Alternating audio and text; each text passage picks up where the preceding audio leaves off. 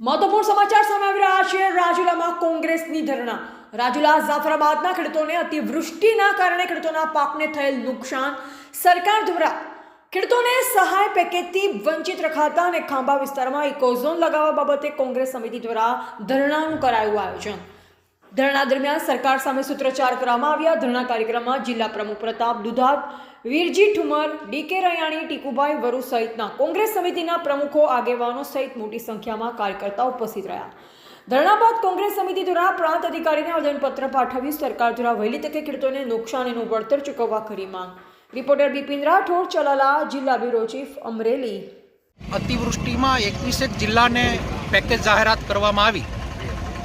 અતિવૃષ્ટિમાં સૌથી વધારે નુકસાન અમરેલી જિલ્લાને થયું છે। કૃષિ મંત્રીએ નવા વર્ષની અંદર એક ગામડાની મુલાકાતમાં અમરેલી જિલ્લામાં સ્વીકાર્યું અને ટૂંક સમયમાં જ અમે જાહેરાત કરશું એવું પ્રલોભન પણ આપ્યું। નવા વર્ષની અંદર 30ના દિવસે જિલ્લા લેવલે આ અતિવૃષ્ટિ અને ઇકોઝોન બાબતે ધરણા થયા અને ત્યારે મેં જાહેરાત કરી હતી કે કોંગ્રેસ પરિવાર આ વખતે સ્નેહ મિલન નહીં કરે, પણ ખેડૂતો માટે, ગરીબો માટે, વંચિતો માટે ધરણા પ્રોગ્રામ કરીને કુંભકર્ણની સરકારને જગાડવાનો પ્રયત્ન થશે અને એના ભાગરૂપે રાજુલા જાફરાબાદના આ વિસ્તારના ખેડૂતો માટે અતિવૃષ્ટિમાં સહાય પેકેજ નહીં પણ દેવા માફી અને ઇકોઝોનની અંદર ખાંભા તાલુકાના ગામડાઓનો ખોટી રીતે જે સમાવેશ કરવામાં આવ્યો છે એને નાબૂદ કરવાની વાત સાથે આજે કોંગ્રેસ પરિવાર, રાજુલા કોંગ્રેસ પરિવાર, જાફરાબાદ કોંગ્રેસ પરિવારના પ્રમુખો અને આગેવાનો સાથે મોટી સંખ્યામાં ખેડૂતો આજે ધરણા પર બેઠા છે